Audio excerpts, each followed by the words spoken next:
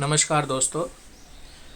आज हम राहु सीरीज़ को आगे बढ़ाते हुए एक और नया विषय आपके समक्ष लेकर आए हैं। आज के विषय में हम राहु के परिहार के बारे में चर्चा करेंगे जिसको आप रेमेडीज़ भी बोल सकते हैं। जो भी चीज़ें आज हम आपको बताएंगे परिहार के रिगार्डिंग, राहु के परिहार के रिगार्डिंग, यह वैदिक काल जो वेदों में लिखा हुआ उसके अकॉर्डिंग ही बताएंगे।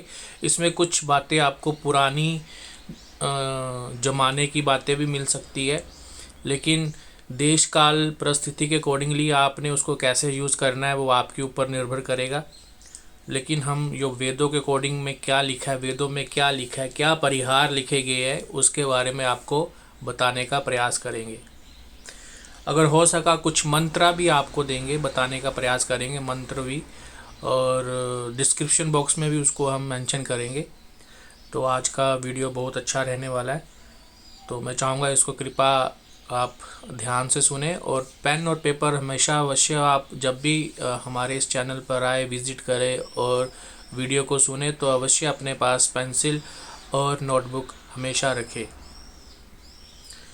तो जैसा कि आज हम राहु के परिहार के ऊपर बातें करेंगे, तो सबसे पहले जो भी ये रेमेडीज़, जो परिहार आपको बताए जाएंगे, यह आप जब भी राहु का गोचर हर ग्रह के साथ हो तब भी कर सकते हैं, जब राहु की दशा चल रही हो तब भी इसको अप्लाई कर सकते हैं, और जन्म कुंडली में अगर यह कॉम्बिनेशन आपको मिले हर प्लैनेट के साथ तब भी आप इसको कर सकते हैं। तो यह आपके ऊपर डिपेंड रहेगा, आप कब करोगे, कैसे करोगे। हमारा इधर जो आज का प्रयास रहेगा वो आपको परिहार बताने का प्रयास रहेगा। आप इसको कैसे भी यूज़ कर सकते हैं, गोचर में के समय भी, राहु के गोचर का समय भी आप इसको यूज़ कर सकते हैं, जब राहु गोचर करेंगे हर ग्रह के ऊपर, और दशा में भी, और लगन कुंडली में अगर ये आपका कॉम्बिनेशन आता है तब भी आप इसको यूटिलाइज कर सकते हो। ये आपको बेनिफिट ही करेगा, फेवर ही करेगा। तो आइए सबसे पहले हम शुरू करते हैं। अगर राहु और सूर्य का कॉम्बिनेशन आपकी जन्म कुंडली में हो, या राहु गोचर करते हुए सूर्य पर आए, तब हमें क्या रेमेडीज़ करनी चाहिए। देखिए, सबसे पहले जब राहु कुंडली जन्म कुंडली में सूर्य के साथ बैठेंगे तो आपको सूर्य की कंडीशन को पहले जांचना है, ठीक है। अगर वो निर्बल स्थिति में बैठे हैं, वैसे तो पितृदोष बना देता है, अगर जन्म कुंडली में यह कॉम्बिनेशन होता है तो वैसा ये अच्छा नहीं होता। राहु सूर्य को सताने वाला ग्रह माना गया है, ग्रहण लगा देता है। तो सूर्य क्या है कि आपकी मान, जो पद है समाज में, आपकी इमेज, आपकी सक्सेस, आपकी फेम है, आपकी डिग्निटी, आपकी जो अथॉरिटी है, ये सब सूर्य से देखी जाती है। तो उसमें चेंज होने का संकेत ये दर्शाता है। तो इसकी रेमेडी के लिए आपको क्या करना चाहिए। अगर ये जन्म कुंडली में कॉम्बिनेशन में है, अगर जन्म लगन कुंडली के किसी भी भाव में सूर्य राहु अगर बैठे हैं, तो आपको तो रेगुलर सूर्य नमस्कार करना ही चाहिए, रेगुलर। दूसरा, अगर आप आदित्य हृदय स्त्रोत, सूर्य का आदित्य हृदय स्त्रोतम, अगर उसका पाठ का उच्चारण करते हो उसको सूर्य नमस्कार के समय, तब यह आपके लिए बहुत प्रभावी बन जाता है। इसका इफ़ेक्ट रिड्यूस होता है, डेफिनेटली होता है। लेकिन मैं यहाँ कहना चाहूँगा कि जब भी आप सूर्य नमस्कार करें तो वो नमस्कार माना जाता है, वो सूर्य की पहली किरण उदय होने से पहले जब आप सूर्य को आप नमस्कार करेंगे, उगते हुए सूर्य को आप नमस्कार करेंगे, उसका बेनिफिट सबसे बेस्ट बेनिफिट होता है। तो उस बेनिफिट को आपने लेना चाहिए। अदरवाइज़ आप 8 बजे उठते हो, 9 बजे उठते हो, 10 बजे उठ के सूर्य नमस्कार करेंगे, उसका कोई बेनिफिट नहीं मिलेगा।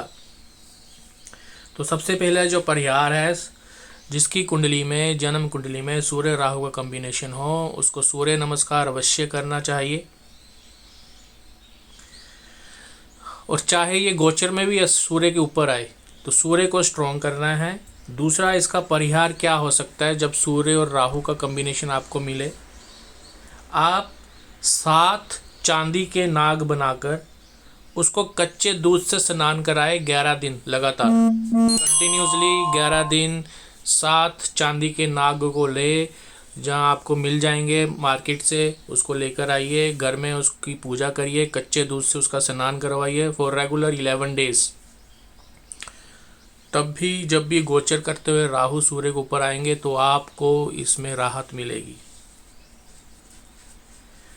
तीसरा जो इसका परिहार वेदों में लिखा गया है कि ब्राह्मणों को भोज करवाए, गेहूं दान करवाए, तो इससे आपको राहु से जो समस्याएं पैदा हो रही है उसके रिगार्डिंग आपको थोड़ी इसमें राहत मिल सकती है। आइए अब बात करते हैं हम राहु और मून, राहु देव और चंद्रदेव की जब युति हो और या आपकी कुंडली में बैठे हो या गोचर करते हो राहु चंद्रदेव पर आ जाए तो आपको क्या करना चाहिए। तो तब इस केस में राहु आपके मन पर इफेक्ट डालते हैं और इस युति से राहत पाने के लिए सबसे बेस्ट जो शास्त्रों में बताया गया है वो गायत्री मंत्र का जप बताया गया है, नंबर 1। दूसरा बताया गया है कि आपको इस समय पीपल वृक्ष के पास जाना चाहिए, उसकी परिक्रमा करना चाहिए, जल देना चाहिए, दूध उनको ऑफर करना चाहिए और लगातार 42 या 43 दिन आपको पीपल वृक्ष के पास उनकी पूजा अर्चना करनी चाहिए।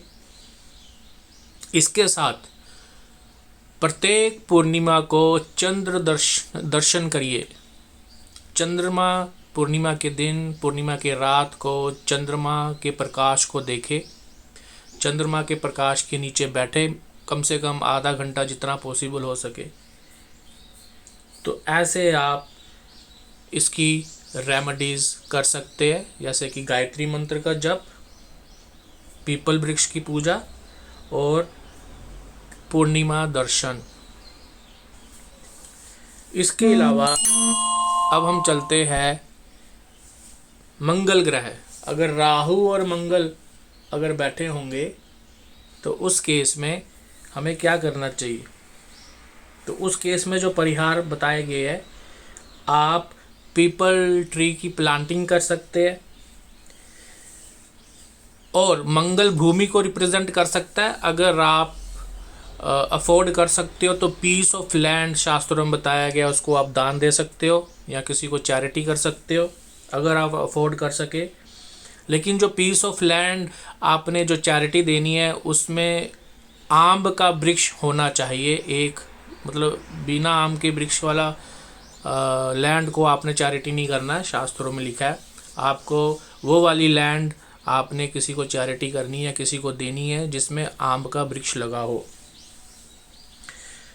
मंगल और राहु का कॉम्बिनेशन हो तो शास्त्रों में लिखा गया है कि कार्तिक भगवान या साउथ में इनको मुरुगन भगवान भी बोलते हैं, इनकी पूजा हमेशा करे, रेगुलर करे, कंटिन्यूसली करे और हो सके तो छठी तिथि को करे, क्योंकि छठी तिथि मुरुगन देव की, कार्तिक भगवान की मानी जाती है। हो सके तो लॉर्ड हनुमान की भी आप, क्योंकि मंगलवार हनुमान जी को वार को ही रिप्रेजेंट करता है, तो आप हनुमान जी की वर्शिप भी कर सकते हैं।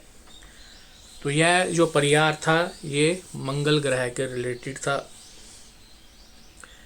अब हम बात करते हैं मरकरी। राहु मरकरी अगर कुंडली में आपको मिले या गोचर में राहु देव मरकरी के ऊपर से गोचर करे, तब आपको महाविष्णु की शरण में जाना चाहिए। विष्णु सहस्त्र नाम अगर आप जपे बहुत ही बेनिफिशियल होगा। अगर आप नहीं कर सकते, अफोर्ड कर सकते हो तो जैसे वाटर की एक टंकी या वाटर का कुछ आप अरेंजमेंट करें जो लोग पब्लिक उसको पी सके। जैसे पब्लिक प्लेसेस में वाटर टैंक इस्टेब्लिश करे, छोटा हो बड़ा हो नो मैटर, जिससे पब्लिक को फ़ायदा हो और पब्लिक उसमें से पानी पी सके। अगर अफोर्ड कर सके, अगर आप कर सके तो किसी मंदिर में भगवान विष्णु की या एनी फॉर्म ऑफ भगवान Vishnu, any form of Lord Vishnu की आप मूर्ति का प्राण प्रतिष्ठा करवाकर उसको इस्टेब्लिश करें उधर। उसको आप यह भी कर सकते हो अगर राहु मरकरी आपका कुंडली में कोई कॉम्बिनेशन बना हो। अगर आप यह भी कुछ नहीं कर सकते तो आप एक जो वॉल क्लॉक होती है उसको डोनेट कर सकते हो, पेन्स को डोनेट कर सकते हो, बुक्स को डोनेट कर सकते हो। तो यह थी राहु और मरकरी का परिहार। अब हम बात करते हैं राहु और जुपिटर, इसको गुरु चंडाल योग भी बोला जाता है। तो राहु और जुपिटर की युति जब आपको मिले आपके चार्ट में, या गोचर के राहु जुपिटर पर ट्रैवल करे या गोचर करे, तो जुपिटर की शांति के लिए, उसको अच्छा बनाने के लिए आपको सबसे अच्छा उपाय बताने जा रहा हूँ। आप क्या कर सकते हैं, जो गर्भवती महिलाएं होती है उनकी सपोर्ट करें। सपोर्ट इन द सेंस किसी भी तरह उनकी मेडिसिन में या उनकी देख रेख में, या जो उनको फैसिलिटी मिलनी चाहिए वो फैसिलिटी प्रोवाइड करे जो गर्भवती महिलाएं होती हैं। ब्राह्मणों को वस्त्र दान कर सकते हैं, ब्राह्मणों को सोना दान कर सकते हैं अगर आप कर सको, गोल्ड। गाय दान कर सकते हैं ब्राह्मणों को, शास्त्रों में ये बताया गया। लेकिन आजकल के ज़माने में अगर देश काल परिस्थिति देखी जाए तो सबके लिए यह असंभव होगा। अब हम बात करते हैं राहु और शनि की युति, इसका परिहार क्या हो सकता है। इसके परिहार के लिए आप जो हैंडीकैप्ड लोग होते हैं उनकी पूजा कर सकते हैं, और जो होम एजेस होते हैं वृद्धाश्रम या हैंडीकैप्ड जहाँ लोग रहते हैं उधर जाकर विज़िट कर कर उनको कुछ ऑफ़र कर सकते हो। ये बहुत ही अच्छा इसकी रेमेडी है। जब भी राहु शनि की आपको लगन कुंडली में युति मिले और गोचर पे शनि के ऊपर गोचर करे या दशा के समय, आप यह उपाय कर सकते हैं, यह परिहार कर सकते हैं। राहु शनि की युति हो तो अगर आप गाय दान नहीं कर सकते तो चांदी की गाय बनाकर ब्राह्मणों को दे सकते हैं, छोटी सी मूर्ति गाय की चांदी बनाकर। रुद्राभिषेक लिखा गया है शास्त्रों में, जब शनि और राहु की युति हो। अगर जन्म कुंडली में युति हो तो रेगुलर इंटरवल पर इसको करते जाए तो ज़्यादा बेनिफिशियल होगा। राहु शनि की युति हो तो ये साफ साफ दर्शाता है कि आपके कुछ कार्मिक कर्मज है आपके पूर्वजों के रिलेटेड भी, तो आपको रेगुलर जो आपके पूर्वज है, जो आपके बड़े, जो आपके फैमिली जो अभी इस दुनिया में नहीं है, उनके रिगार्डिंग पिंडदान और shraddh very very beneficial for Rahu Saturn yuti. अब बात करते हैं राहु और वीनस की युति।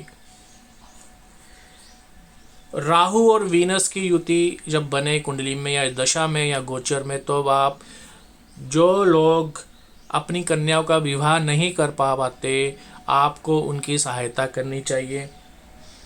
आपको कुछ भी उनको देना चाहिए, जैसे उनके ऑर्नामेंट्स बनाकर दे दीजिए, जहाँ किसी भी तरह किसी भी प्रकार से उनकी जो बच्चियों की शादी अगर आप करवा सके बहुत बहुत अच्छा होगा। या किसी ब्राह्मण कपल को आप ऑर्नामेंट्स या क्लॉथ्स वस्त्र दान कर सकते हैं। गौ सेवा, गाय की सेवा बहुत बेनिफिशियल रहती है। और अगर राहु और वीनस की दशा चले तो आपको रेगुलर इंटरवल पर गोमूत्र आपको अपने घर में छिड़कना चाहिए या घर पे रखें, तो यह चीज़ें आपको बहुत बेनिफिशियल रहेंगी। अब मैं आपको कुछ मंत्रा बताने जा रहा हूँ, तो मैं चाहूँगा कि आप इसको सुन लीजिए। अदरवाइज़ मैं इसको आपके डिस्क्रिप्शन बॉक्स में लिख ही दूँगा, जिससे आप इसको पढ़ सके और लिख सके।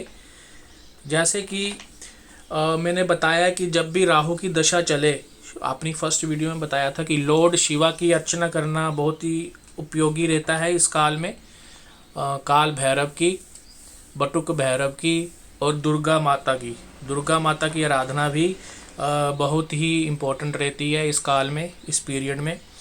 जब भी राहु की महादशा आपके ऊपर आए तो दुर्गा का गायत्री मंत्र मैं आपको बताने जा रहा हूँ, आप इसको सुन लीजिए। मैं इसको डिस्क्रिप्शन बॉक्स में भी लिख देता हूँ। ओम चंडिकाय विद्महे भगवते धीमहि तन्नो दुर्गा प्रचोदयात्। बहुत ही इजी मंत्र है यह दुर्गा मंत्र, मैंने आपको बताया है। और गायत्री मंत्र भी बोला था, जिनका चंद्रमा और राहु हो तो उसके लिए तो आपको सभी को पता ही है गायत्री मंत्र क्या है, फिर भी मैं बोल कर बता देता हूँ। ओम भूर्भुवः स्वः तत्सवितुर्वरेण्यं भर्गो देवस्य धीमहि धियो यो नः प्रचोदयात्। यह गायत्री मंत्र है।